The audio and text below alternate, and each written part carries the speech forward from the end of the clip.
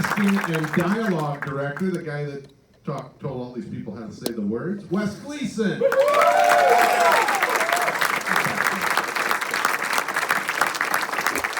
And the man responsible for that incredible score, Freddie Weedman, is out here tonight.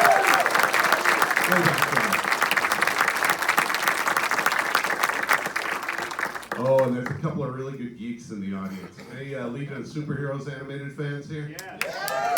We got Yuri Lowenthal sitting in the audience. Superman from there. And if you like Gotham or 12 Monkeys, he brought his date Todd Stashwick this evening. You know how you guys all send in emails to James Olsen? So do those guys. All right, I dropped all my cards, so I don't know what I'm asking. Oh, hey Gary. Patrick Daly. Patrick Daly still here? That man came all the way from Kansas for that. Gary, are there any special features on this Red Sun thing? Like any other cartoons or anything, maybe? Like something that maybe Roger Craig Smith might be in? Sorry, did I steal your thunder? Sorry. No, but I don't have the press release with me, so I can't say it right off the bat. But if you go to your favorite local website, your favorite fan site, you'll see everything that is involved in this film. All the good. What are you talking about? The Phantom Stranger short? Very good point. We have a short called The Phantom Stranger. You guys are brutally aware of this, correct? The Phantom Stranger with Peter Serafinowicz as the Phantom Stranger himself, and Michael Rosenbaum as Seth, the bad guy. I thought you meant all the others. Oh, there's some other good movies. There's some really good stuff. There's free membership to the American Communist Society. So this story was fascinating when it was published, and it's kind of timely today. Did you do any tweaking to the story to continue the relevance? Not really. I mean, it's, you know, it's weirdly, I think Jason and I were talking about this backstage, it's not, strangely, it's not that political a story. I mean, it is, but it's not, I don't think there's anything really kind of super pertinent to what's going on here, and if there had been something in the comic that did kind of, you know, line up with what's going on right now in the world, maybe we would have leaned into it, but we didn't want to add anything to that. So, I mean, I certainly know how I'm going to vote in November, and if I thought that it would move the needle any way towards that direction, maybe I would have done it, but I don't think I don't. My mind is a whirl with the possibilities. What made James DeMatteis the right guy to write this story? You worked with him enough? Yeah, he's a terrific guy. We worked with him for many, many years. I mean, he wrote a lot of some of our best stuff on Justice League and Justice League Unlimited, and specifically on adapting like tricky stories. Like he's the guy who adapted For the Man Who Was Everything for us, based on the famous Alan Moore story. So I thought he would be just the guy for this. Two Elseworlds. I had a list when I was a kid. 2 Elseworlds stories in 2 years. Gotham by Gaslight, and now Red Sun. What are the intricacies of bringing an Elseworlds story to animation? Thank you, Sam Liu. And you got any favorites you'd like to see made someday? The 2 Elseworlds books that jump out at me for like just being really crazy and weird that I would like to do. There's a Superman one called Speeding Bullets, which is kind of like a 40s noir crime version of Superman. And then there's a really strange Batman one called the Doom That Came to Gotham that Mike Miller wrote. So I would love to take a crack at that one. How about you, Sam? Anything? It's funny because the Doom That Came to Gotham, I actually asked Mike Farland for the graphic novel just because, yeah, I'm really into that sort of Cthulhu type. You know, I love that stuff. Sam, tell us your life story. How I was born. For those of you on the panel who were familiar with the story before you got the role, what were your? Is there anyone who was familiar with the story before you got the role? This is the geekiest room I've ever been in my life, and I'm in Star Wars and Harry Potter. This is and Star Trek. I mean, I am so out geeked. Anybody know? Yeah, my son is a comic book fan, and so he's the one who turned me on to this story many years ago, saying that it was super cool. He basically just told me the story, though, and I never read it, and I never read the script either, so this to me was a big surprise, and it was a really great story. I love the feminist bit to it, too. I thought it was very cool. Well, that kind of leads into my second half of that question is, each of you is taking on an iconic role, but it is an Elseworlds tale. It's not the Batman we know. It's not the Wonder Woman we come to expect all the time. Were you thrown a little when you first read the script? Did it change the way you wanted to approach the character? Diedrich wants Amy to answer. Roger's up.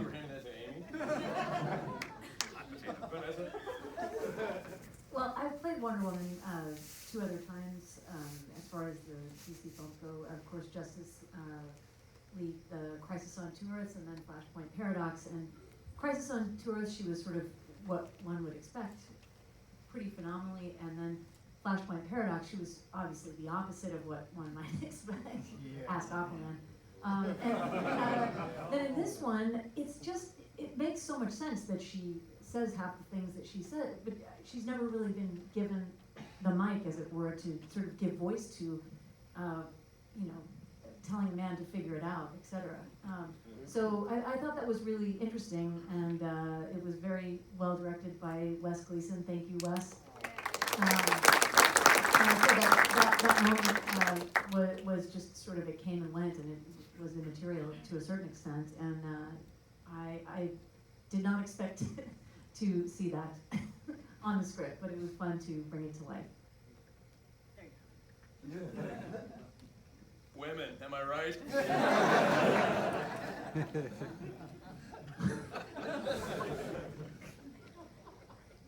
Diedrich and Jason, you two are traditionally cast as a villain and a good guy or a geek. You don't get the opposite roles, and in this case, you got sort of the opposite roles. What was that like for you, and how hard is it to work against the typecasting you two usually get? It was interesting for me to be cast in this. I was extremely grateful, every part has a different challenge. This one, he's kind of the bad guy, but he ultimately ends up being the good guy. It's so morally complex. For the medium, which has always been underestimated, it is an incredibly complicated story, and there's no clear, good guy or bad guy in it. And I thought that was super. I thought that was really cool the way that was handled. There's no black and white, and there so often is in this world, but in this alternate universe, which is closer to our own, oddly enough, there's only gray. And there's moral choices that you make along the way, and I thought that was extremely well handled. Yeah, the really corny answer is that when on screen, no, I want to look at you, Gary. I'm sorry, I don't look at them. I'm looking at you. On screen, mostly there's parts that are thought of as bad guys. The only decent ones are the ones that are three-dimensional and complex, because you only really hate them or are scared of them if you recognize them as human beings, and so they're. The most high-profile one being in Harry Potter, he's a racist, and he's trying to make Hogwarts great again, and he's scared of he's scared of the present because he looks back to a time when people like him rule the world, and they don't anymore. He'd like to turn the clock back, but he's a coward. He's a bullying coward, and he seems like a human being to me. And this, I don't know that. As Steve said, I don't think any of them, but what's great about it, I don't know if it's grey, because grey sounds muddy to me, but I think what it is there are no perfect solutions. So, it's funny, one of the members of the people who interviewed us outside asked me what it's like to play Superman as a bad guy. But he lands in Russia, and he's the same Superman we've always known. He's a guy who's absolutely obsessed with, or concerned with, dedicated to fairness and justice and truth. He sees it through the prism of the world he's growing up in and he's exposed to, which is a system designed to try and be completely fair. Just the system doesn't quite work, and there are things that are kept from him until they're brought in front of his face, and I would say that's probably similar to every system. And so, what I loved about this, I slightly disagree about. It's interesting we had the conversation, but I took something entirely different out of it. It's not political with a giant P. I think it's incredibly political with a small p. Because at this time in this country, in my country too, people have dug themselves into positions, entrenched themselves into positions, and even in the face of evidence that should make them go, wait a second, how can I be so absolutely adamant and sure that I'm right? Because that's true, and this isn't happening. But it's too late, because they've kind of built this wall around themselves and defined themselves. And that's what I love about this story. I don't make it sound like a message. It's you've just seen it, it's a great piece of entertainment. But it's, you've got a presidential election coming up here, and I don't know what anyone else thinks, but it seems to me there are no perfect people to be in the White House. The person who's there at the moment, I would say, it's maybe slightly less than perfect, and maybe none of the candidates who are looking to replace him are perfect. But here we have Superman, who is in many ways the perfect human being, the most ethical, moral superhero that's ever been dreamt up. And even he, given absolute power, doesn't have a fucking clue what to do. He's not sure. He's not sure which way is the right way to run the world, and any decision you make has some dire consequences. And that's one of the things I loved about this script. I thought it reflected back exactly the world we live in, where there are no perfect solutions, but you better find the best imperfect solution and try and do it with some compassion. I have no idea what the question was. Well, you answered it perfect. Amy, there have been a great number of... Thanks for that very mild ripple of applause.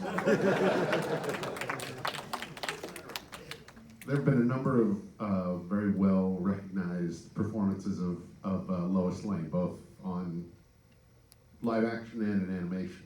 Did any of that influence you, or how did you choose to approach this Lois Lane?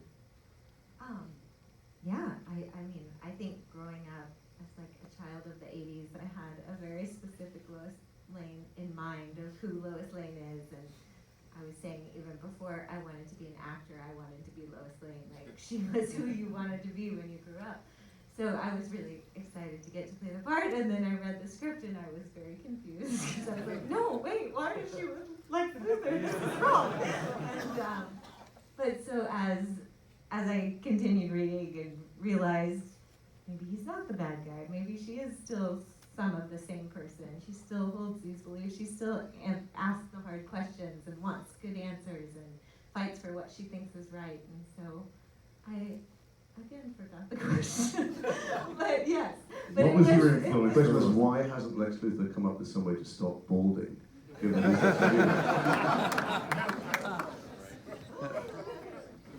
Wigs, for example? Several of you had particularly physical performances, Travis most notably. Are you just an absolute wreck in the booth at that point? I mean, what's going on there? Are you beating up the microphone and yourself? Yeah, lots of sweat. Lots of sweat drenching through the shirt and the underarms, change of clothes, and then Wes just, of course, asks you to do it naked, which gives you the most real performance. It's all about, removing the layers. Is that not what you guys do? Only in the audition.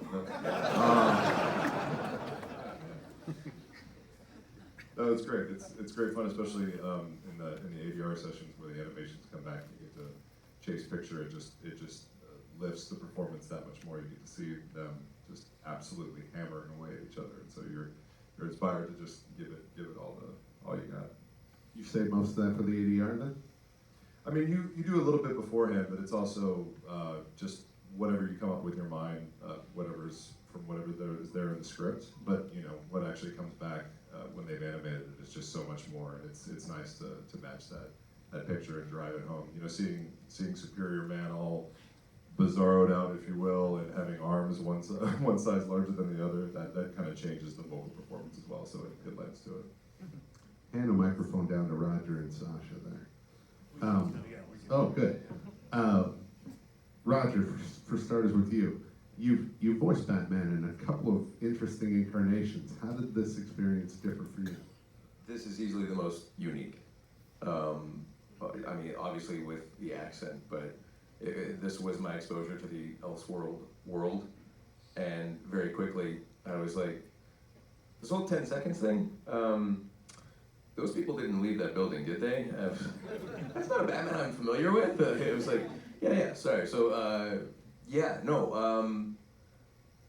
I mean, I've answered a couple questions when we were doing the press for this about the similarities between the character that I've already played in the past and this one, and I still think this is what this film does so great, is the perspective shift of things, where you can understand that it's like, this is still a version of Batman that we know, in terms of he feels that what he's doing is correct and right, which arguably almost all the characters do, and he's got similar motivations to things that have kind of motivated him to do what he's done in other iterations of Batman that we're familiar with.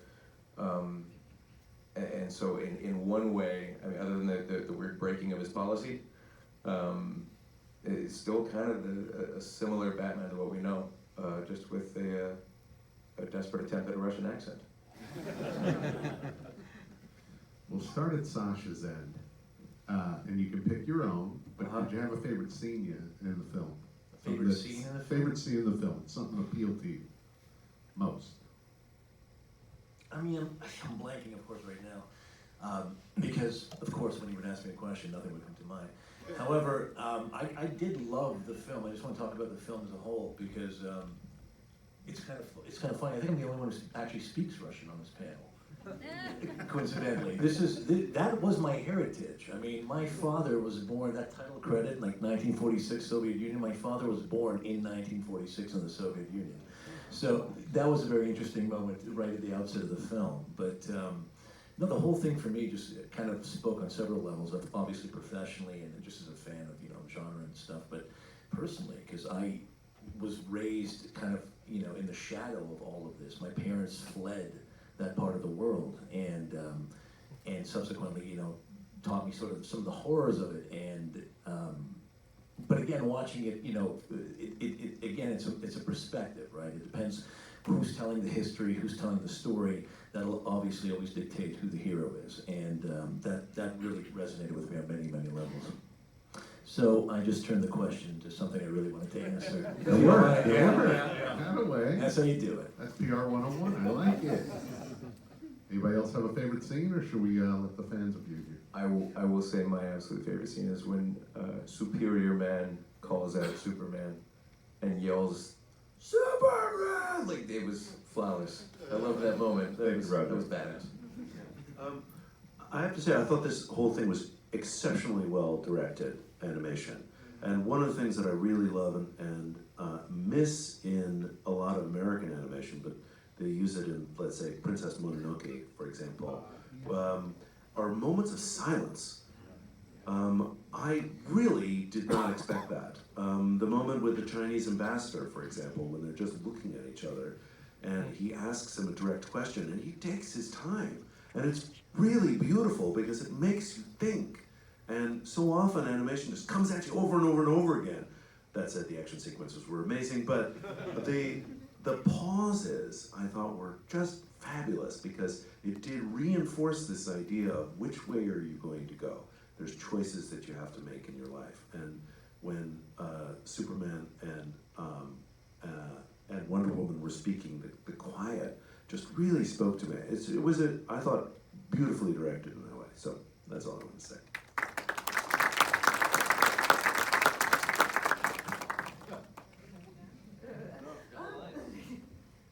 I think my favorite scene, if that's the question, I liked when Wonder Woman came down and split everybody up and laid it all out. It was really badass. I should say before, but I liked, akin to the pauses and silence, giving it the space, like the fact that a lot of the scenes don't end on a kind of button end line they cut to. They end like moments do with a bit of contemplation or someone having to go in and think about something. And people don't have the kind of great snappy comeback because they're slightly thrown by what's just been said to them. And it's just rare to find sophisticated adult storytelling that's also entertaining on this in this world. It's why it's so refreshing. Well, I love the music all the way through, and it's There you go, Craig. well done, bravo. You're a genius. That was amazing. Because having read the comic book, that's sort of one version. Then having read the script by myself, that's another version. Then to have interacted and you know, and then to see it with sound altogether, so I would say that is sort of my favorite overall thing, but the very moment that took my breath away was when Superman is saving the world, and there's that callback to Svetlana's line, and then the light flash, and then silence. I thought that was an elegant use of silence in contrast to the music right there. It really punctuated that sacrifice. So the music was great, but best of all when it was switched off. There you go, Frank. It made the silence more powerful, and the absence of sound, there was room for emotion in there. Much like you said that the beats of silence were full of emotion as well. A scene that stuck out to me was when Superman pulled Svetlana and the other people out of the mines or wherever they were, and he knelt in front of the sunset. I almost inferred that he could hear her heartbeat slowing down. I don't know, maybe that just was my interpretation of it, and he just knew that like there wasn't anywhere to go. Just take this moment, give her this sunset, and he just listened to her go quietly. And the way that they animated his expression just really touched me. It was, you really saw the hurt there, and I don't think I've seen that on Superman in that way before. So that really impacted me in a way that sort of surprised me. That's any scene that Roger's in is also my favorite. Yeah, that Can I change my answer to the silence?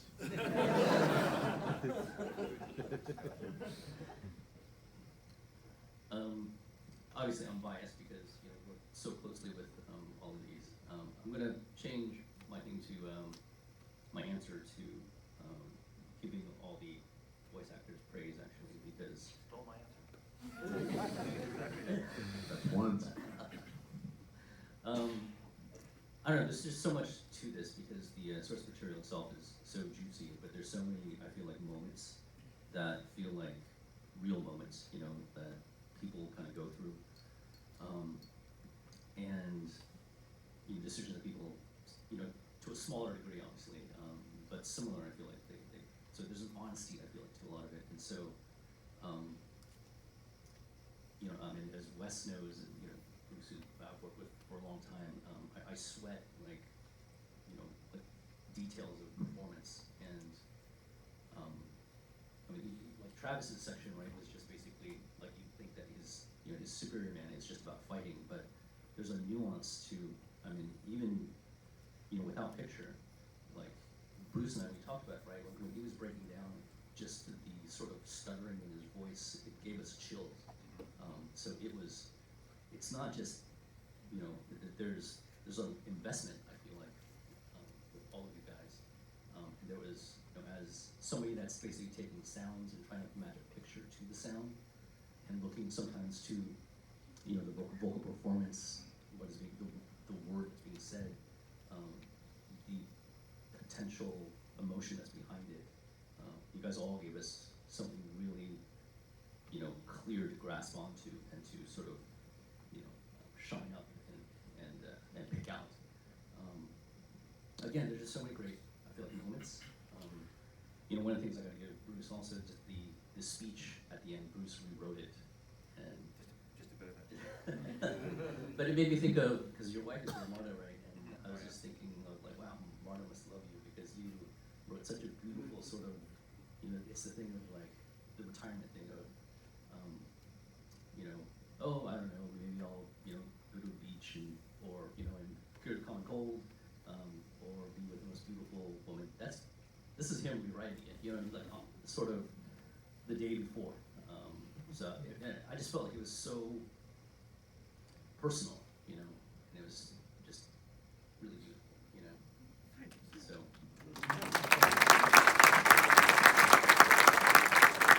I don't have a single scene. I mean, there's so many good scenes. I love the scene in the limo between Luthor and Lois. I love that he's kind of being a dick, and then she gives him this wonderful present that's like perfect. And I love Dietrich's little quiet little perfect taste as always. It's like it's so good, you know.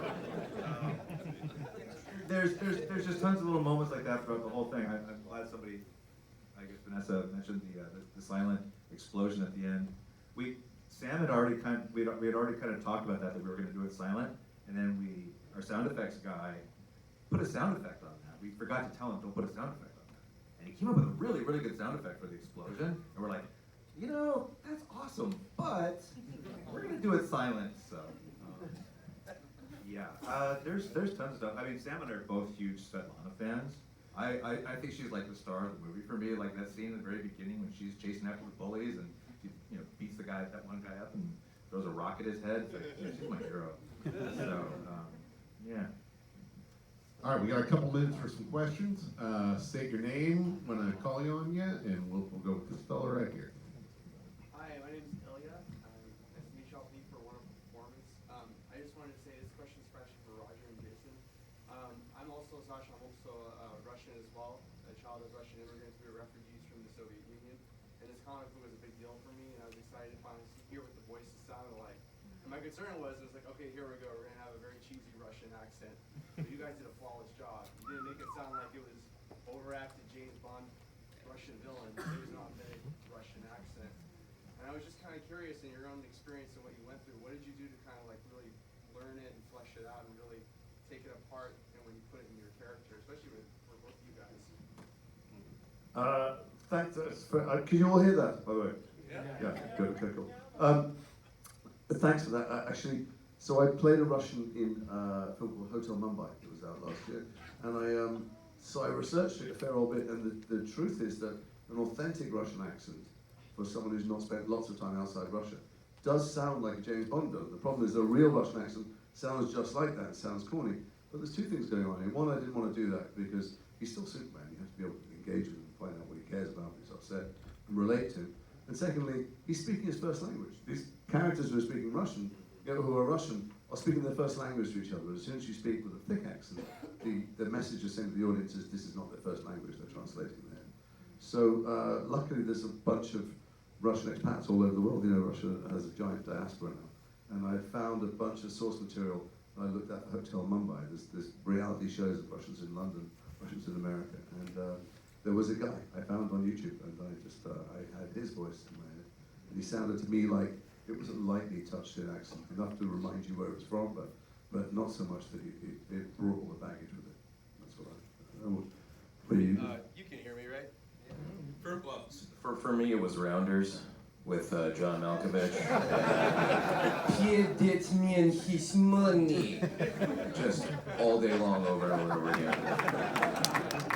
No, I have a dialect coach, a woman by the name of Paula Glott, and I believe she's got a new, really hard to pronounce last name. She's been married, and she is like, she will forget more about dialects than we will all ever hope to learn.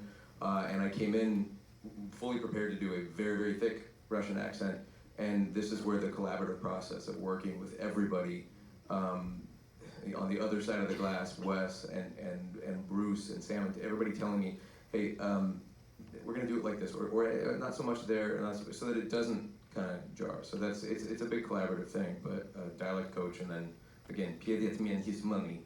Let's just go over and Oreo cookies. I don't know.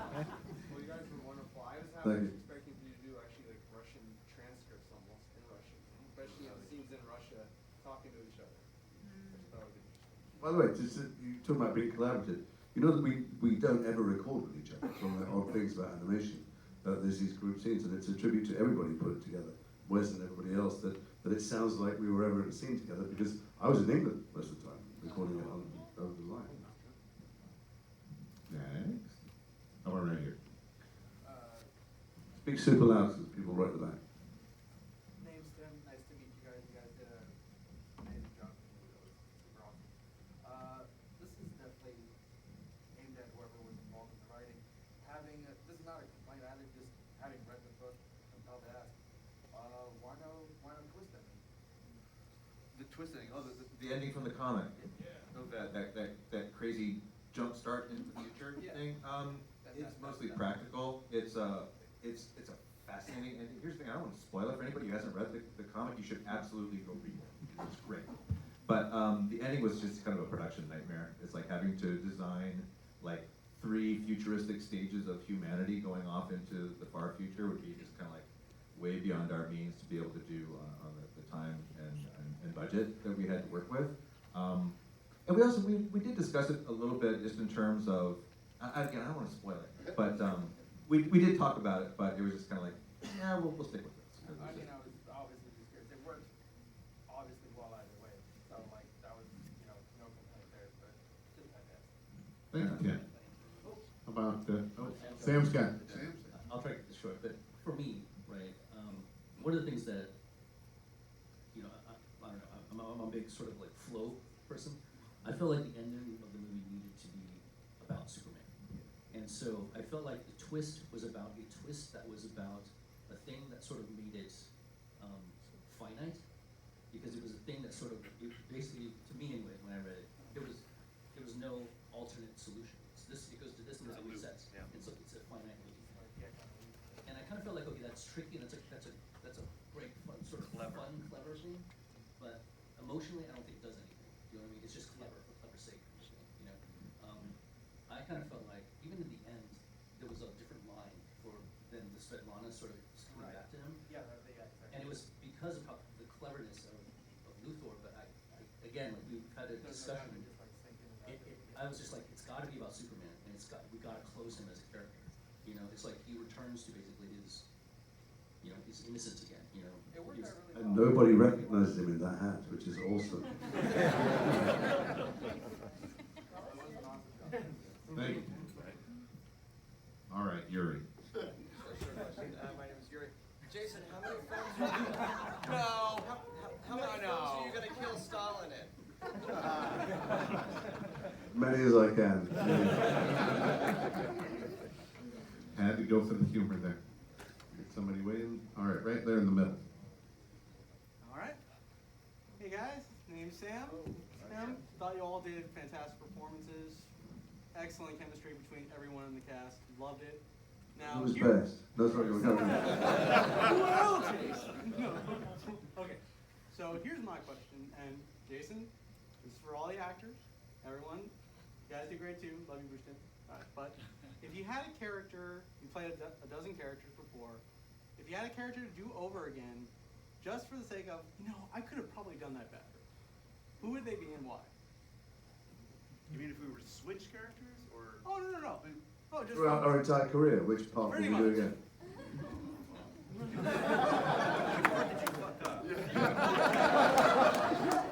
Diedrich, he's asking about Office Space, by the way.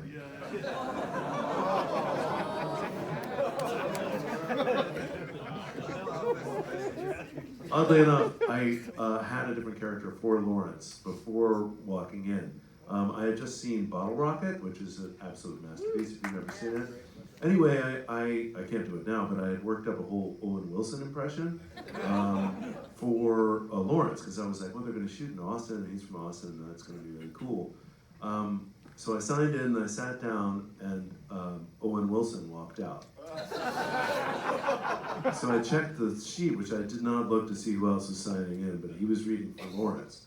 So I had to come up with an entirely different character because I couldn't do a better Owen Wilson. Between the sign-in sheet and the, the room. So that's what I came up with. No, I don't have to. But I thought every performance was really fantastic. And it's really interesting what Jason has said, because it does rely so heavily on these guys to get the same tone all the way through, and have a commitment to the scenes, to not overplay them. You know, we could have been much more cartoony, but the threats were real, the consequences were real, and the choices felt like they had great import. And I was particularly struck by that. Anybody else, or we? I speak for everyone when I say we would play differently all the parts in series we've been in, which have been cancelled. All right, how about right there? Nick, this question's for Sam and Bruce. I just want to talk about the DC showcases. I'm a huge fan of the showcases, and I'm so happy you guys brought them back.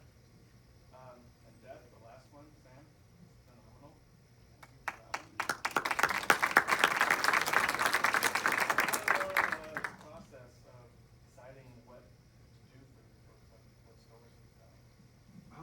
We basically, we meet with the DC guys like every week basically and have like just kind of a roundtable discussion, but we talk about things that are currently in production, where they're at, and you know, kind of looking down the road. It's like, oh, what else would we be interested in doing? So when the idea of bringing back the DC Showcase shorts came up, it basically came down to, well, what characters would me and Butch and Sam be interested in doing? And we basically just kind of like said, oh, well, you know, I'd be into this character, and Sam immediately went to, I want to do Death! And, you know, I've always loved the Phantom Stranger since I was a little kid. It was like literally one of the first comics that turned me into a comic book fan. So it's really just, it's about that. It's kind of like, oh, I've always liked that character. I think I could do an interesting story here with this, and, you know, it's kind of just fun. It's like, it's kind of a breeze. I mean, it's work as well, obviously, but Sam sweat bullets over his short. I could tell you stories, which I won't. Yeah, so it's just kind of like, it's just us, you know, exercising our inner geeks. Sam, you got anything to say about it? No, I mean that's pretty much it. I mean it's weird too because so much of it is some of it's timing. You know, like I was fortunate enough that I feel like even though like James and Bruce maybe are fans of like Neil Gaiman stuff, I don't know if they love it per se. You know what I mean? It's like there's things that they love that I don't love it, but I liked it. But Death I loved, or the whole Neil Gaiman Sandman thing. That's I don't know, just when I started my career, that was the thing that I wanted to do, and apparently it was on the table for a little while, right? Because you guys were just kind of like, I don't know if I could do something with it, but I was just like, are you guys crazy? Like, give it to me, you know? So sometimes it's luck and it's timing, and it's things like that, you know. So. We have time for one or two more questions. All right, all the way in the back. Okay, you, the one waving her hand. Yes. Sorry. Hi. I just had a question for the actors. As an actor myself, just starting out, what kind of advice can you give to an actor just starting out in the industry?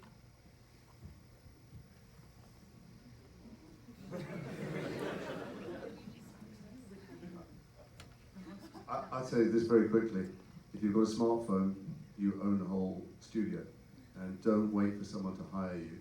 That I hope will happen to you. Who knows what path you take there, but make things not to make money, make things just to make things, and practice and edit. You can store, you can VFX on iMovie, you can broadcast it, you can even make money, you can find other people to make them with, and you'll end up, whatever happens to you, getting more satisfaction out of anything you make than anything you're in that someone else makes. All right. Oh, the man with the Green Lantern thing there.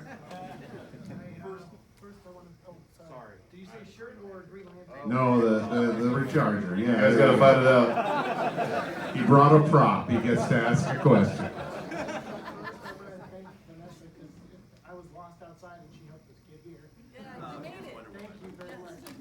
She drives Uber on the way home if you need help. My question is for Sasha.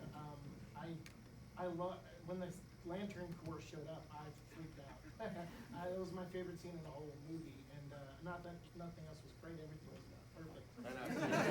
I mean, he is holding Green Lantern. I think that's a slight advantage here. But I'm curious here because we didn't get a lot of time with Hal, so I'm curious your kind of take on Hal. I mean, clearly he's a guy without fear. He was ready to go up against Superman, who was slowly taking over the world. So I just kind of wanted to get a little bit of your perspective of what interested you in the character, and did you think he had balls the size of the ones he had on screen to go against Superman?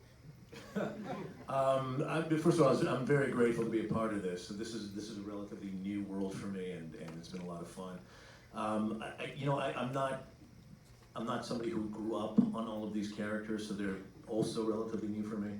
So just to, my own perspective was just, this is a great patriot, and this is somebody who was going to do anything at any cost and truly believe that he was going to be victorious, but clearly was not. But also, I enjoyed the character, I enjoyed the snide sort of remarks on the side, and I had a great time doing it. I grew up on Air Force bases watching planes take off, and I always wanted to be Hal Jordan, so you did a great job, man. Thanks, Val. I appreciate it. Thanks. I was interested in the aspect, the balls aspect. You missed that a little bit. Big, very big, yeah. All right, last question. I'm going to the guy in the back of the room. Hi, my name is Malcolm. I'm a YouTuber. I have a question for Sasha, which is an off-base question, Okay. which is not related to Superman, Red Sun, if that's okay. So Sasha, what was it like performing an incredible cast with the show Graham, which none of you basic bitches saw? You just throw shade at the whole room?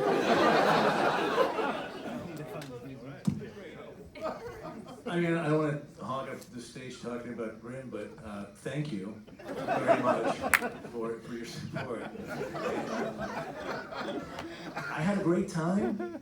It was 6 wonderful years, and I'm grateful for fans like yourself who watch and support it. So thank you. All right, one more, not from a YouTuber. Right here in the front. My name's Sarah. You guys touched a little bit on the politics, but I just am wondering how you feel about people who say politics should stay out of superhero stories. I'm not one of those people, but my brothers are, and I constantly so. Just tell them they're wrong. Simple as that. Well, my basic thing is I always felt like, you know, as a kid, like superheroes were supposed to inspire. You know, I think that superheroes are like modern mythology, and I think that, you know, I mean, it's a different company, but like Stan Lee, you know, I think that he championed a lot of things about racism, sexism, and inclusion, you know, and so I think absolutely superheroes should be about doing what's right, you know, about a higher ground. So that's my opinion.